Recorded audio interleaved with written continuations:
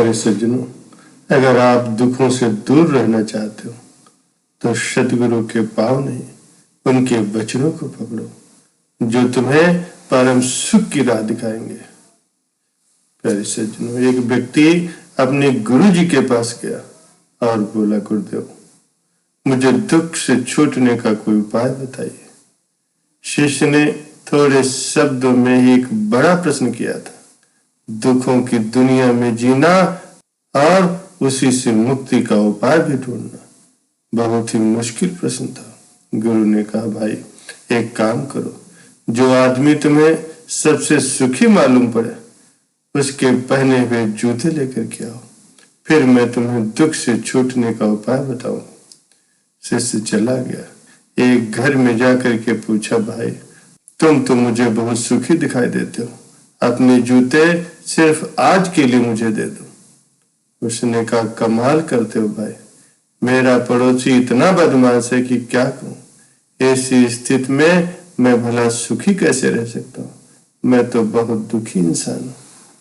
फिर वो दूसरे घर गया तो उस घर में आदमी ने कहा, अब क्या कहूं भाई साहब, सुख की तो बात ही मत करो, मैं तो अपनी पत्नी की वजह से बहुत परेशान हूँ। ऐसी जिंदगी बिताने से तो अच्छा है मैं कहीं जाकर के साधु बन जाऊं। सुखी आदमी अगर देखना चाहते हो तो किसी और के घर जाओ। इस प्रकार से वो तीसरे घर गया, फिर चौथे घर गया। किसी की पत्नी के पास गया तो वो पति को क्रूर बताती, पति के पास गया तो वो पत्नी को दोषी कहता, पिता के पास गया तो वो पुत्र को बदमाश कहता, और पुत्र के पास गया तो वो पिता की वजह से खुद को दुखी बताता। सैकड़ों हजारों घरों के चक्कर लगाया, सुखी आदमी के जूते मिलना तो दूर, खुद के ही जूते घिस गए। शाम को जब वो गुरु के पास वापस आया और बोला, मैं तो घूमते घूमते परेशान हो गया हूं गुरुदेव, न तो मुझे कोई सुखी आदमी मिला और न ही किसी आदमी के जूते मिले। गुरु जी ने पूछा, लोग दुखी हैं, उन्हें किस बात का दुख है? उसने कहा, किसी का पड़ोसी खराब है, कोई अपनी पत्नी से परेशान है, कोई पति से दुखी है, तो कोई पुत्र से परेशान। आज हर आदमी दूसरे आदमी के कारण दुख भोग रहा। गुरु ने बताया, बेटा सुख का सूत्र है दूसरे की ओर नहीं बल्कि अपनी ओर देखो, खुद में झांको, खुद की काबिलियत पर गौर करो।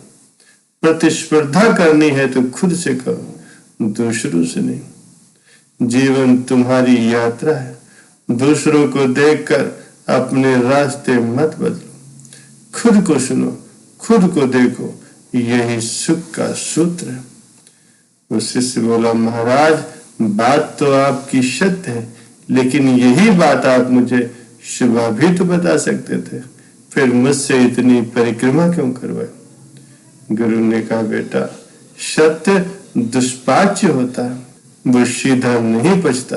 अगर ये बात मैं तुम्हें सुबह ही बता देता तो तुम हरगिज नहीं मानते। जब तुमने स्वयं ही अनुभव कर लिया, सबकी परिक्रमा कर ली, सबके चक्कर लगा लिए, तो फिर बात समझ में आ गई।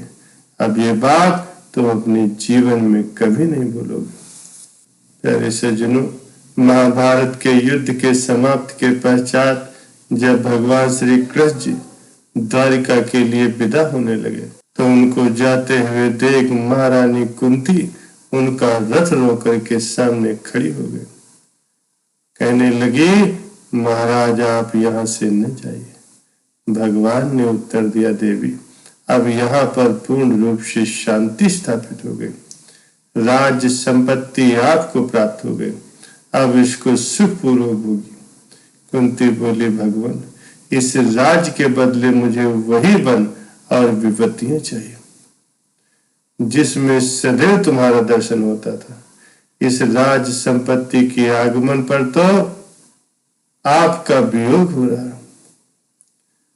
प्यारे सज्जनों, सांसारिक सुख संपत्ति के मद में अंधा होकर के प्राणी ईश्वर को भूल जाता। अतएव धन्य है आप सभी लोग जो अपने जीवन में आए हुए दुख को प्रसन्नता पूर्वक सहते हैं, जिनको कभी दुख झेलने का अवसर नहीं मिला अथवा जो दुखों से भयभीत होकर के सदा ही डरते रहते, वे संसार में बहुत ही मंदभागी पुरुष हैं।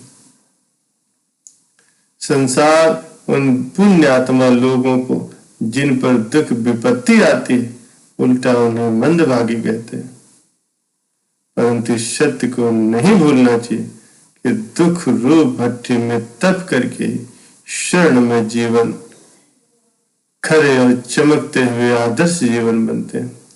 उदाहरण के लिए राजा हरिश्चंद्र, भगवान श्री कृष्ण, भगवान श्री राम, छत्रपति शिवाजी, भक्तमती मीराबाई, गुरु गोविंद सिंह आदि न जाने कितने महापुरुष प्रसन्नता से दुखों को सहते हुए सदैव सदैव के लिए अमर हो। प्यारे सज्जनों, जिसका मन की समस्त वृत्तियां एकाग्र होकर के प्रभु के चरणों में लग जाती, तो उस जीव का फिर कल्याण होने में देर नहीं लगती। प्यारे सज्जनों, दुख की निवृत्ति कैसे हो, ये जानने से पहले हमें दुख का स्वरूप जानना चाहिए। एकमात्र सुख और आनंद के केंद्र प्रभु को भूल करके अज्ञान और मोह, तृष्णा और विषयों के रोगों में उलझना ही दुख का कारण है। रामायण में भी कहा गया, मोह शकल व्याधिन को मूला।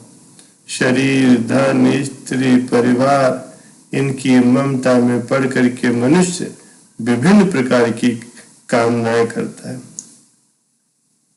जब किसी वस्तु की प्राप्ति की तृष्णा जागती है, तब शांत मन में एक प्रकार की हलचल पैदा होती है और वो हलचल लगातार बढ़ती रहती है। ये शांत चित्त की हलचल ही अशांति और दुख का स्वरूप है।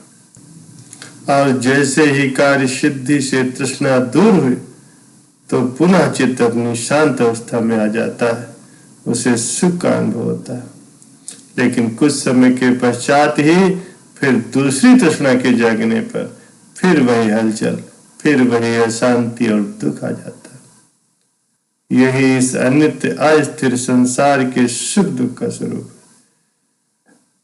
है। यदि इच्छाओं का सर्वथा अभाव हो जाए और मन में सांसारिक विषयों की इच्छा न रहे, तो नित्य सुख के दर्शन संभव हो सकते हैं।